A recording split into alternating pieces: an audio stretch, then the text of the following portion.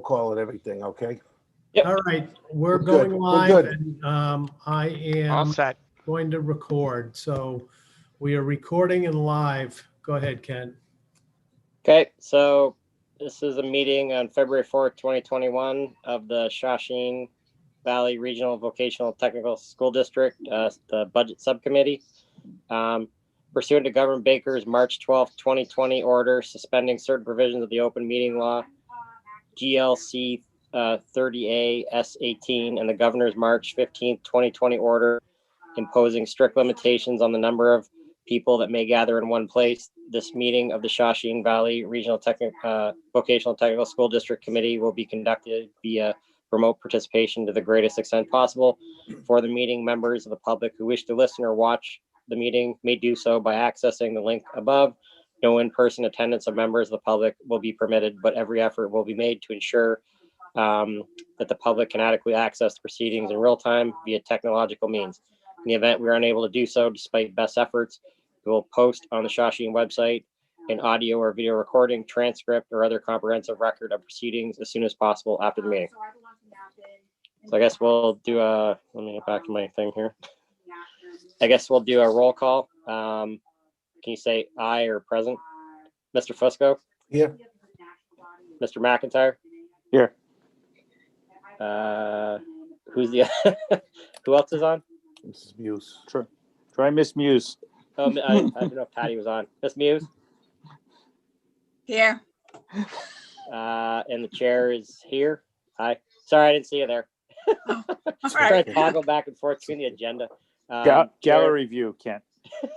Nice Chair, job, kid. Kent Moffat's here, and also with us is Superintendent Jackson and Assistant Superintendent Hagman. And I think the next agenda item is the approval of the meeting minutes from the last meeting. So moved. Second. Mr. Fusco, how do you vote? Here. Yes. Yes. Sorry. Mr. McIntyre, Yes. Miss Muse, Yes. Chairman votes yes. That's 4-0-0. I think the next item is Superintendent Jackson's going to do a presentation for the presentation of the operating budget. Thank you. I'm going to try to share my screen here, and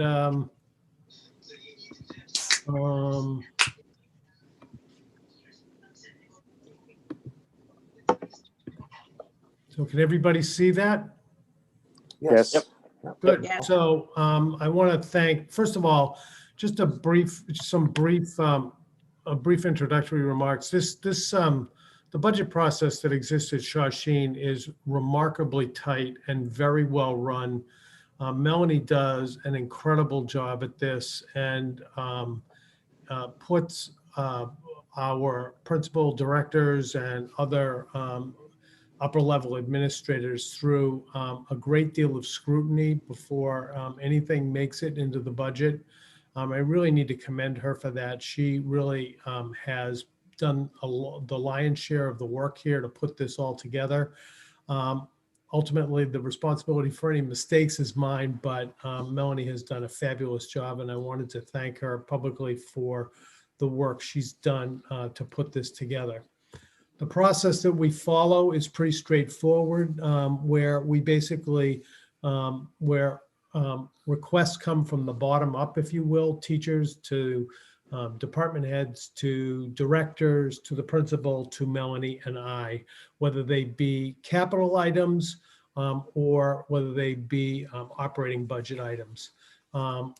You recall that on December 15th, the subcommittee met and reviewed our capital budget, which you unanimously recommended for approval. And then on January 26th, the school committee did approve that capital budget.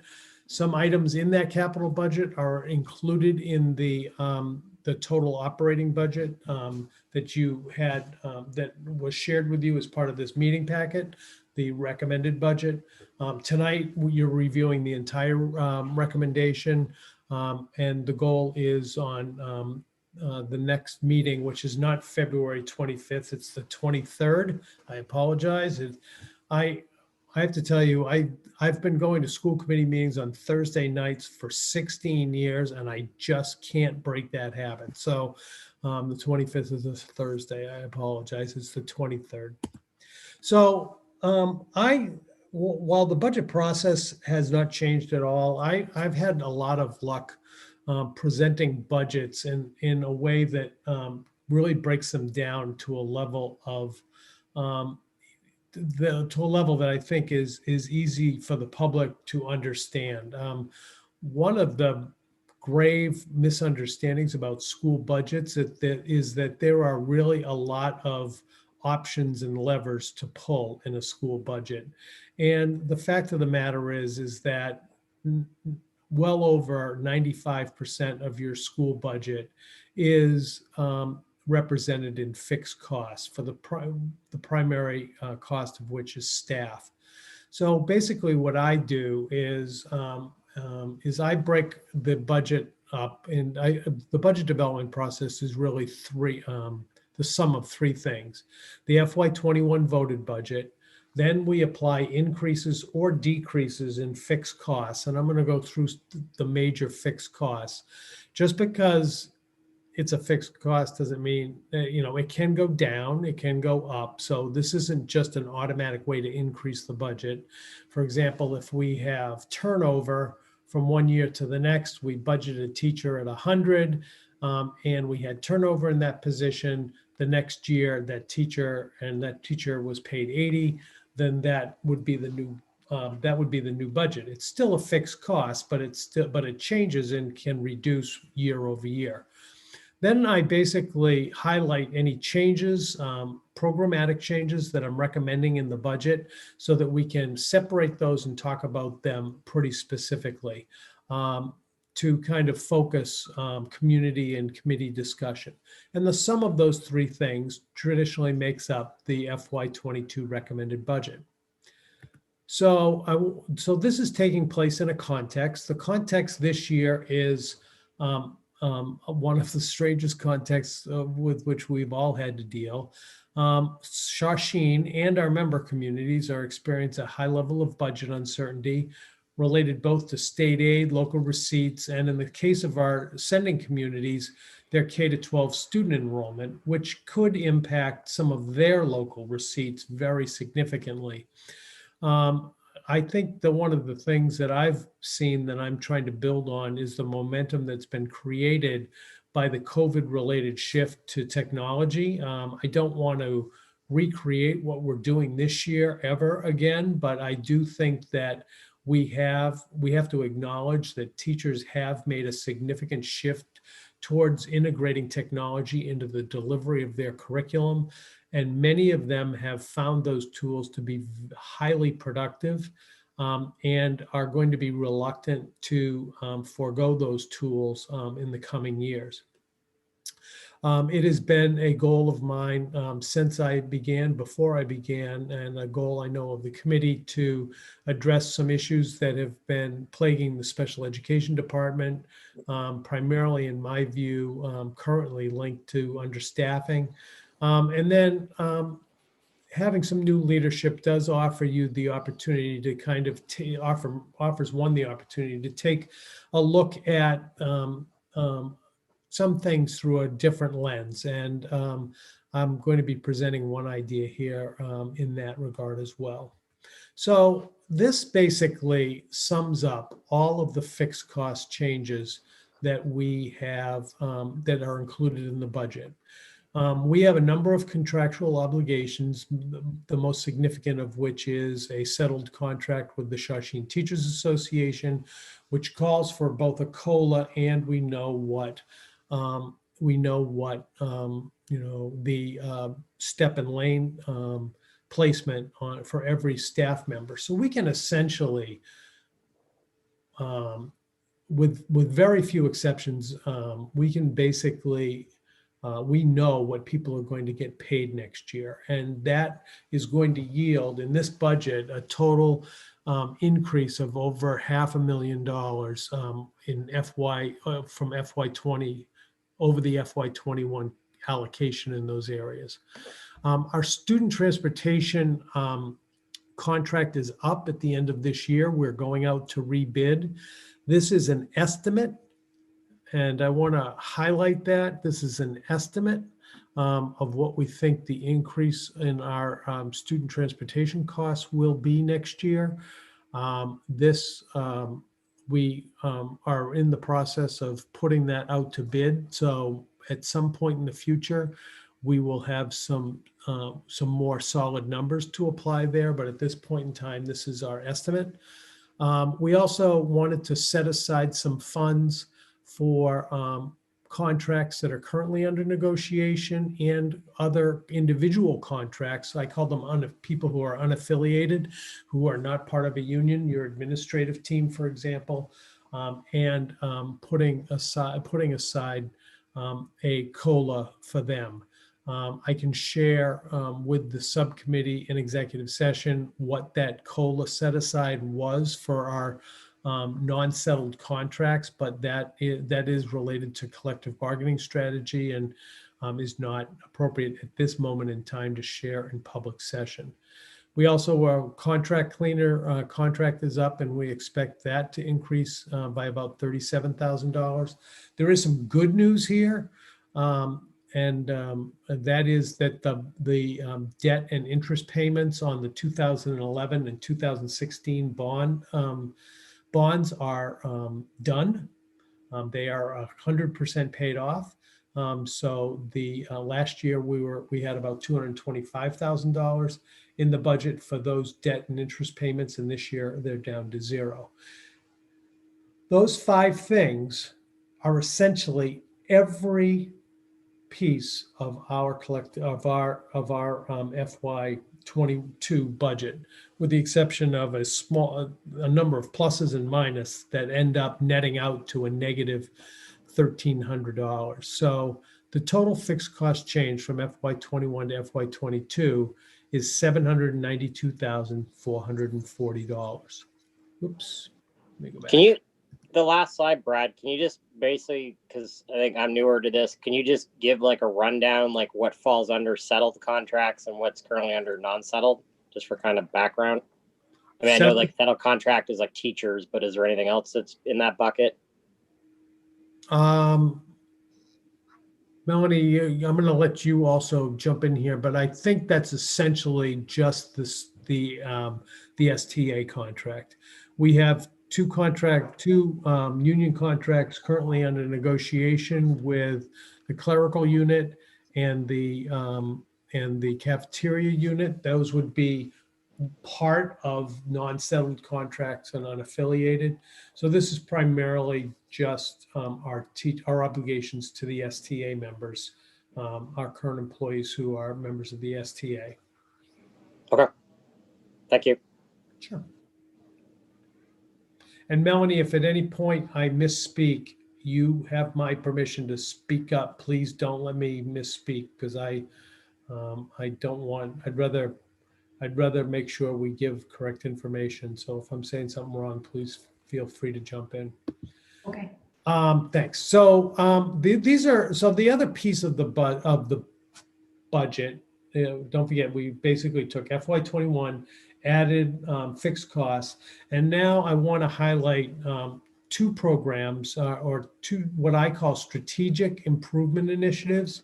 So they're basically initiatives. They're new things that I am proposing through the budget process to the committee.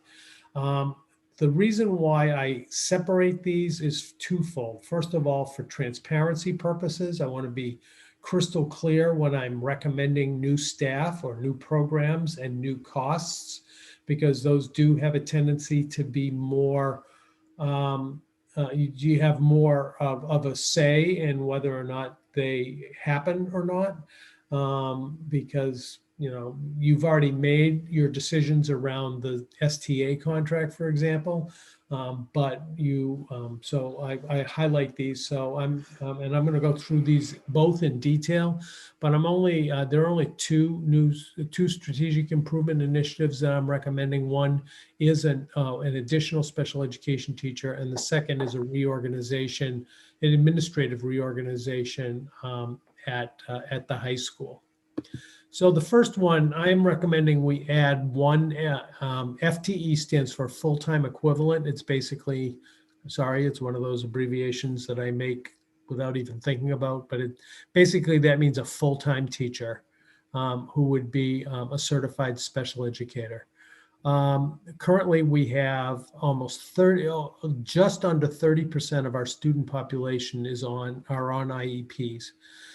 This additional teacher will bring our average caseloads not to 25, but approach 25 to 1, which for the first time in quite a while, which is the goal, first of all, of Jeff Albert and of mine, and it's a common caseload in high schools and in vocational high schools.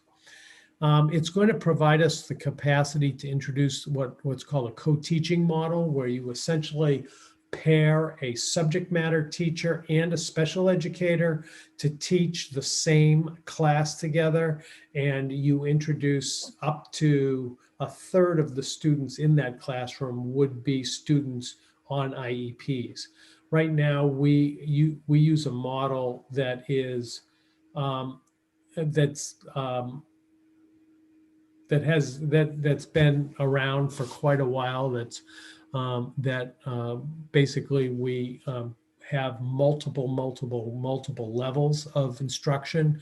One of the biggest issues we have currently, which is something we must fix, is our 10th grade, our students who are on IEPs, because of the way the schedule works and the fact that they have to have their study skills period, they are only getting science one period a week, as opposed to every other student who's getting science 2 periods a week. Frankly, that is completely backwards. Obviously, students who have some learning challenges should have more access to content, not less.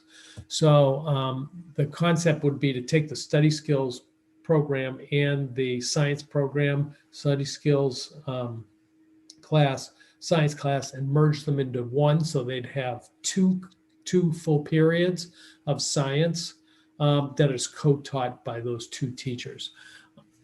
As you can imagine, though, when you put 2 teachers in the classroom, that changes the the student-teacher ratio and does require more staff.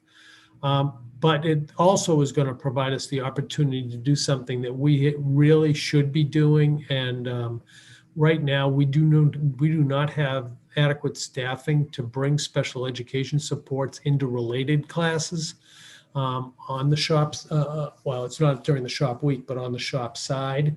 And the students who benefit from special education services in science and math and English, et cetera, will also benefit from special education support in their related classes. So this is a recommendation of Jeff Albert that Ms. Cook and I strongly support.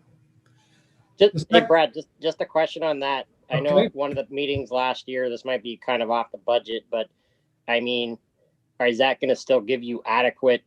Because it seems like you still might be short. I mean, in future budget, or is there going to be because I know maybe is there going to be more special adds to special ed? Is this going to bring you more?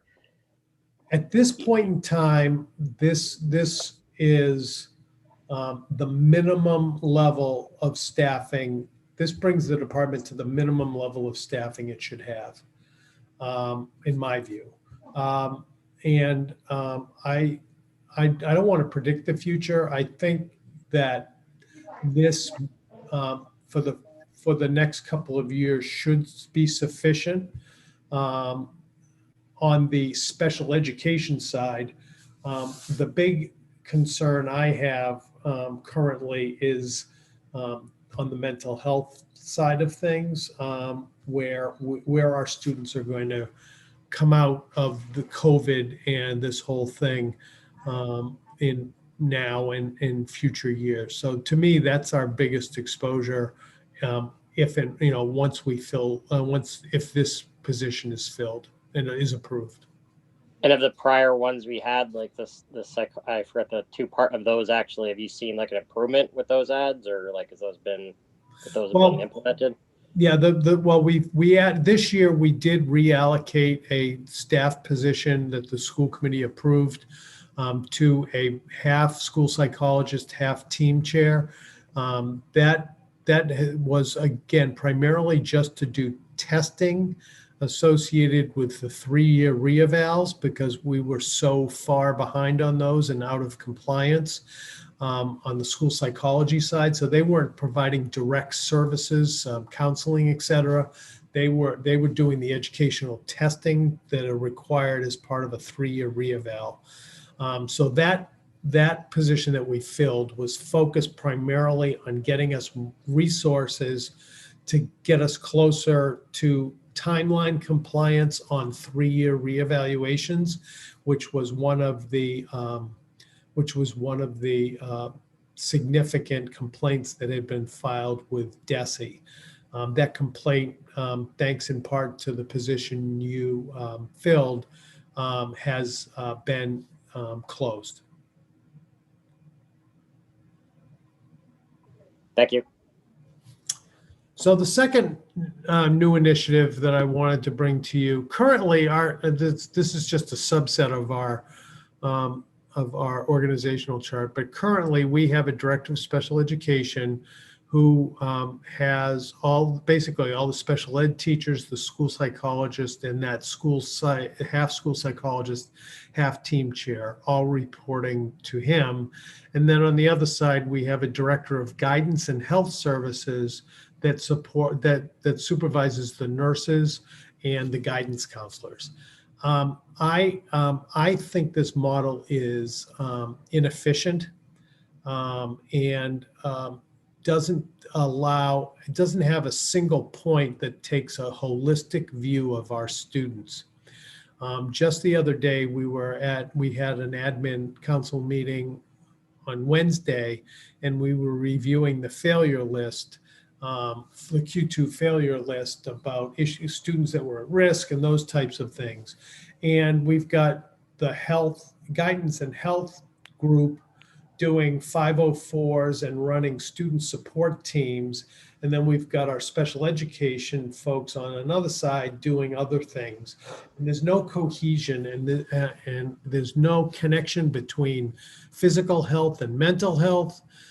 There's just no cohesion. And between that and the span of control on one of these administrators is a little small, I'm recommending that we consolidate these two departments. That would basically put all of these people under under a model that would be called the student services model, which is frankly a model I used in Holliston for 15 years, 15 out of my 16 years, very successfully. And basically where our director of student services, Jeff Albert, would have all of the SPED folks, all of the medical folks, all of the guidance and mental health folks, as well as under his umbrella, to be able to provide a much more coordinated level of support for our students. So I think it would actually, it's actually going to, this reorganization is actually going to improve the quality of services that we provide. At the same time, I think I know it's going to be much less expensive. I am recommending the reduction of a full-time administrative position, but to compensate for that loss, I'm recommending that the person who will be taking on the additional duties would get a $10,000 adjustment to their salary for the additional duties. And then we would be adding a department head in guidance. If you look back at this, hold on a minute. If you look back at this, we have a department head for special education already. We have a department head and a head school, school nurse leader. This would add a department head for the guidance folks. And that's a stipended position under the STA, which we estimate would cost anywhere between $10,000 and $12,000. The net savings would still approach 90, would still be, is budgeted at 90, a savings of $93,566. So to me, this is a, while it's painful that this would reorganize one of the a member of the administrative team out of a job, it would provide, in my view, better service at less cost. It's very hard for me to ignore that possibility. So if you take those two initiatives together, initiative one would cost us 90. We estimated 98,000 for the teacher. That may be high. That's what we're budgeting, but that may be that we would hopefully come in below that. And the savings from the administrative reorganization, these two new initiatives would basically net cost the budget only $4,600. So essentially, we'd be adding a teacher, eliminating an administrator, and by consolidating our department, give the students more direct services. Just a question on the previous one for the guidance. Where is that? Who's the person? Are you promoting from within? Is it somebody like within that department that's going to be promoted to a department head? So the director of special education will assume the role of director of student services. No, I know that part, but I'm saying you said the department head and guidance counselor. That person is going to now become a department head. Well, a department head has a slightly reduced.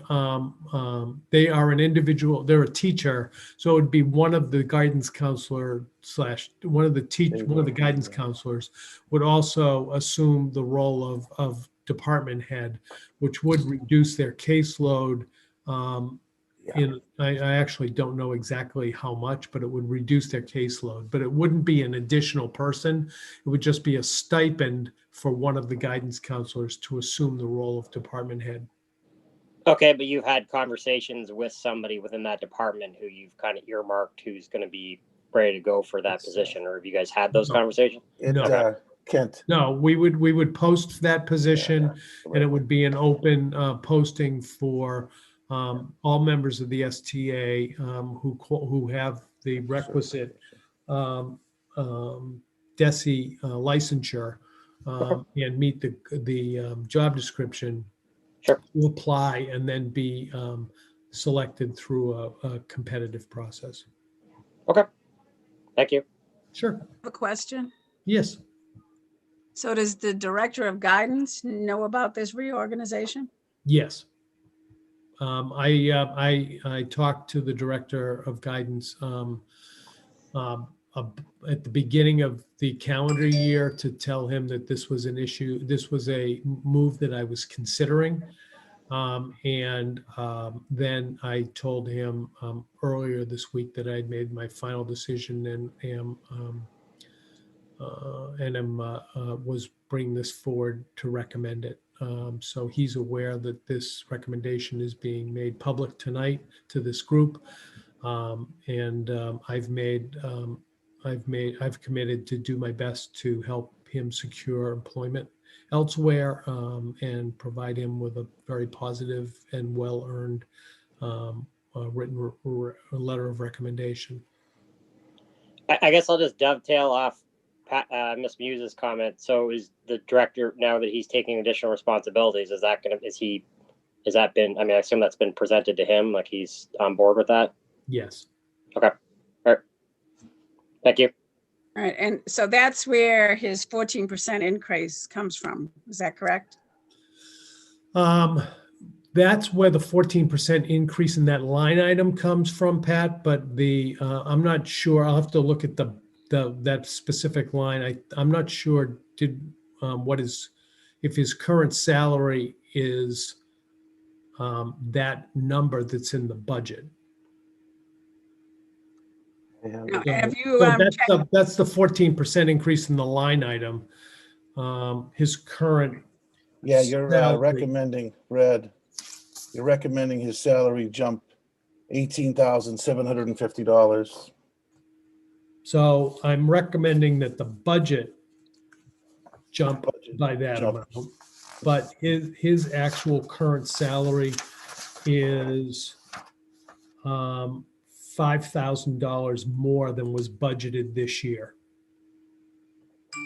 Does that make Okay. sense? So the line item is increasing 14%. Okay, But he's getting, it's basically $10,000 plus the COLA that okay. that everybody is getting. So the Does that make 133. sense, Pat? You look. I wasn't sure. No, that makes sense, but I do have a question about, is his salary in line with Director of Student Services in our Yes. sending districts? Yes, and in vocational districts, especially, but yes, his proposed salary would be. So Brad, And what just- he's, okay, go ahead. I'm sorry, Ken. No, go ahead. Go ahead. Jeff says salary currently is 133, and that was more than we budgeted. Did I hear that No, correctly? his current salary is 138. We budgeted 133. I'm sorry, it's the other way around. I got you. I see. So under your plan, okay, I see where you're going with this. Okay, thank you. Sure. And just one more question, Brad, just on this is, so the main reason for you doing this is basically because this is like more standard with what's in line with like other districts. Well, frankly, some districts use this model, some don't. I felt that I feel the efficiencies of this model outweigh are very strong and helpful, and focus on ensure that there's good cross communication between guidance, special education, and the nurse. And those things, looking at by being able to do that, you can see a student's needs much more holistically and not look at them through stovepipes. And I think that's a really important thing, to be able to look at our students as these multidimensional things that they are, and that present with challenges that may in some cases be based on medical issues, some cases based on mental health issues, some case based on learning disabilities, in some cases all three of those combined. I will. It also brings the 504 process and the IEP process under the same roof. Right now, under guidance, the 504 process is under guidance, and the IEP process is under special education. Okay. I do have one more. I mean, it looks nice. I just feel, I wish we knew this was coming, because I hate that I have to vote now for a budget that I'm not real sure I like this. I think that's where like the curriculum subcommittee or something else would have come in, and someone else would have known that this was going on. Well, there's no need. I mean, if the subcommittee is not prepared to vote tonight, we can schedule another meeting before the 23rd. That's certainly, there's plenty of time under the open meeting law. So that certainly is an option for the subcommittee. Yeah, I gotta agree with Ms. Muse, Brad. I mean, like, I understand this is partially financial, but it's also more than just a budget. So I gotta agree with her on that. So, I mean, Ms. Muse would know, as the chair would know better, but maybe there's one of the other subcommittees should kind of review this in advance. Well, the issue, there is no mechanism to tell a subcommittee something until you have an open meeting to tell them. So, I regardless of whether it goes to the budget subcommittee or, it really, to me, it's more of an administrative reorganization. I assumed would belong to the budget subcommittee. And this could be something that you defer your recommendation for until to the whole committee. I mean, there are many, many options. At some point in time, you know, you know, I have to present this in an open meeting. Nope, understood. Understood. You know, so why don't we just leave that on the table and move on through the whole thing? Okay, go ahead. Somebody else have no, did you have another question, Ron? No, I'm kind of in your corner because this cleans up a lot of stuff yeah, Brad. I want to I know that what Patty's concerns are, but this cleans up a lot of issues that have been hanging around for years. Too many jobs are done by too many different people. So I like the way you're doing this. I know if we present it to the committee, how are they going to feel about it? So let's go through your whole presentation and then we'll talk. Good.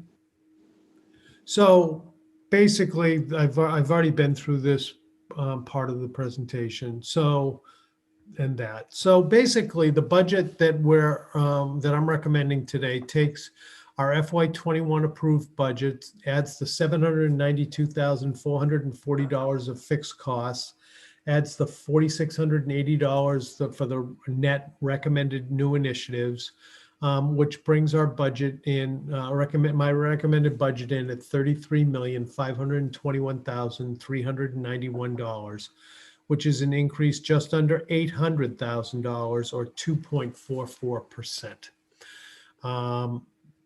So that is the whole budget. So before, I wanted particularly for Kent, I know some of this may be repetitive for some of the veterans on the committee, but I wanted to talk a little bit, pivot a little bit to the concept of assessment from budget.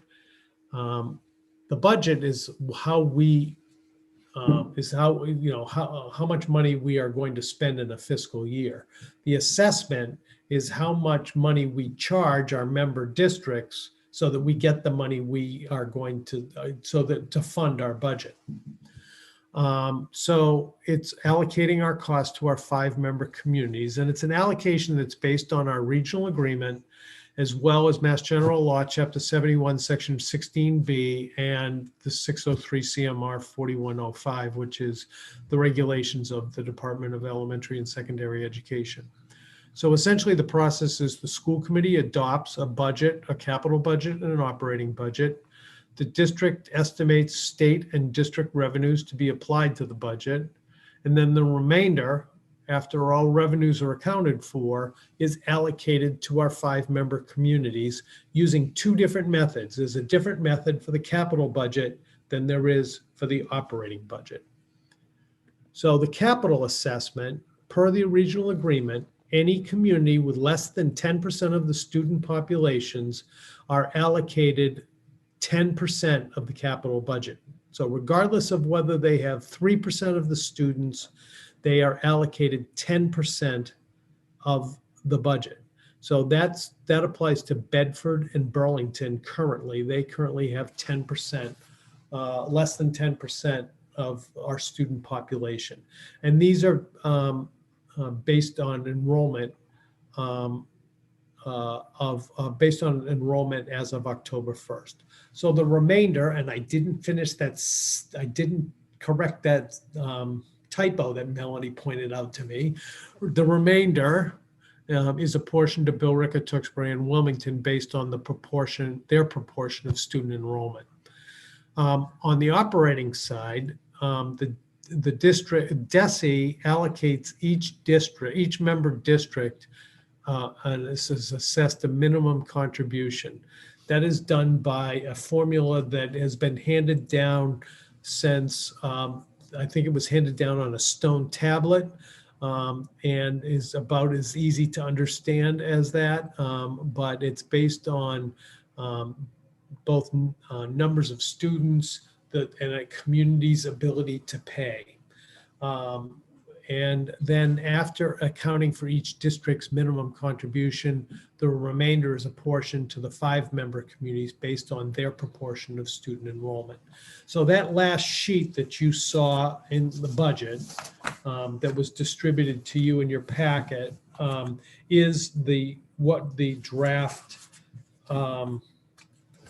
assessment would be based on this budget recommendation. So, and I'll review that. I didn't actually put a slide up for that because I didn't want people to see think that was carved in stone. So let me just finish by saying that this is just the beginning of the budget process. I recommend a budget to you folks on the 23rd. We have see, I put the date right in there. We have the public hearing, which is a school committee meeting. We have the public hearing on the FY21 budget with the plan for the school committee to discuss and vote on the FY22 budget and assessment. Over the months of March and April, Melanie and I, primarily Melanie, but I'll tag along just to so there can be the comic relief to Melanie, but we'll meet with each of the local finance committees to review our voted budget. And then these are the dates, tentative, actually, many of them are COVID tentative, of annual town meetings, starting in Wilmington on Saturday, May 1st, Tewksbury, Monday, May 3rd, Billerica is tentatively scheduled Tuesday, May 4th, then May 10th, which is a Monday, and May 15th, which is a Saturday. And then the fiscal year begins July 1st. So that's my presentation. I will stop sharing and entertain questions and comments from the group. How'd I do, Melanie? She's smiling. Very good. Thumbs up. No, I think the PowerPoints is really good. I think you guys did a really good job. I think that's really, for other subcommittees is a good idea. I think that kind of like, stuff I even do for work, it's like you hand out stuff like in a giant packet, but I think that kind of consolidates at high level for people to so I think that's really good. So I appreciate you guys doing that. Thank you. Well, the plan would be, depending on what the budget, what the outcome eventually is, I could do the same thing for the entire school committee as well. I think the reorg makes perfect sense and was long overdue. So I am very much supporting you in that regard. All right, what may have made it easier for me if we had seen those slides beforehand. Yes. You had sent them out with the budget. Yes. Then I could, we could have looked at them, thought about it instead of going over it here. I do have one question, Melanie, on programming and web development. I think that was the highest increase of any department. Programming and web, I believe that was their $40,000 for computers. That was approved as part of the capital budget. Okay. Yes. And so we lost one teacher in ISSN, but added it in programming and web. The conversation has gone back and forth about the two programs, how we're going to either combine them or keep the two. So the gentleman we hired is part of programming and web. So that added to, but we lost one in the ISSN through retirement. So that's kind of the shift you see there that also adds to the large increase that you're seeing under programming and web. Okay. And then my other thing, and I think I understand it, but I just want to make sure everybody else does. Under salaries and probably most of the categories, the salaries have gone up more than what we know the salaries are supposed to go up, but that's because of step increases, I assume? Correct. So step increases along with longevity. So I go through and make sure everyone's longevity is up to date. And then any additional stipend that they get, whether it's department share or lead teacher and so forth. So all of that is taken into consideration when I put the salaries together. Okay, thanks. Okay.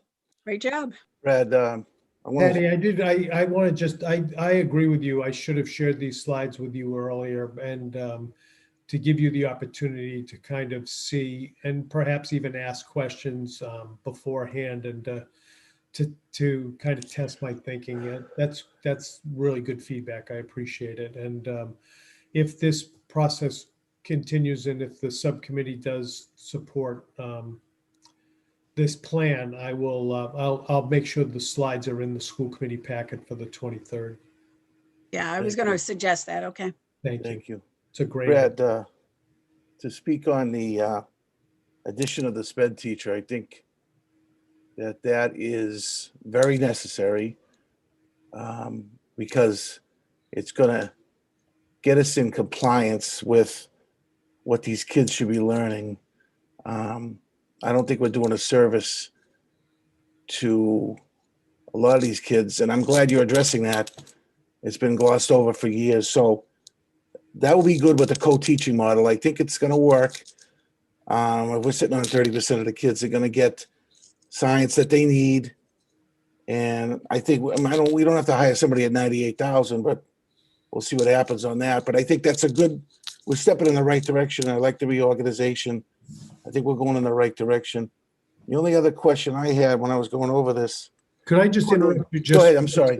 I apologize for interrupting. I just want to be clear, and I know you agree with this, Ron, that any of the challenges, any of the improvements we're making are not a reflection of the skills and the dedication of the current people who are working in special education, but the fact that this department has been understaffed based on the high number of special needs students that we have. So those folks have been holding it together with spit and bailing for years. No, and I know you know that. You're talking about someone who I taught special needs students for years, and I love them. I know you know that, but I just think since this is a public meeting, I want to make sure. I know that, and I enjoyed that message was shared. Thank you, Brad, and I enjoyed teaching special needs students.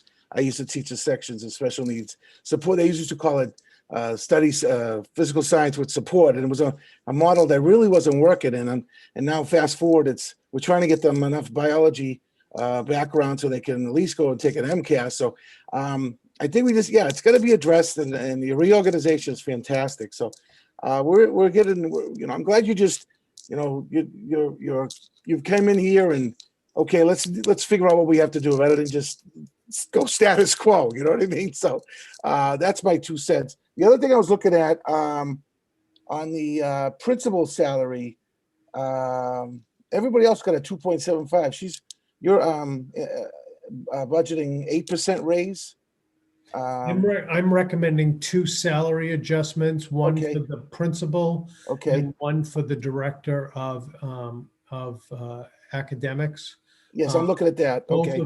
Both of the director of academics was brought in low at some level on purpose because she wasn't a proven commodity. She was from outside the district. Right. I have a lot of concern about the fact that our female leadership members of our leadership team who are female aren't. I think there's a discrepancy in pay levels. The principal is essentially in most vocational districts, the high school principal, regardless of gender, would be your 3rd highest paid person in the district. They're the third between me, Melanie, then the principal. That's not the case here, and it won't continue to be the case because we have 2 very senior and very experienced administrators in the director of vocational programming and in the director of student services. But I really felt it was necessary to lessen that gap and get her her salary close to that of those who work for her. Okay. You wanted to make it comparable for those 2. Okay, and I see the other. That's jumped out at me. Okay, I think. What else did I have? Oh, and the other thing is that I'd like to see the HR director. I know I see it's in the budget here. I would love to see us. I want to see us hire that position, Brad. I'll support that wholeheartedly. You've done a great job reorganizing the support student services. This is going to clean up a lot of other things in the main office. So that's my recommendation, and I would support that line item. Thank you. Thank you.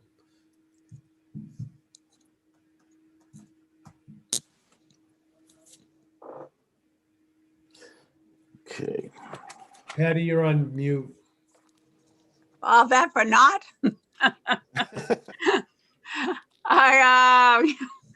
I recommend that we support the budget as presented. I'll second that motion. Mr. McIntyre, how do you vote? Yes. Mr. Fusco? Yes. Ms. Muse?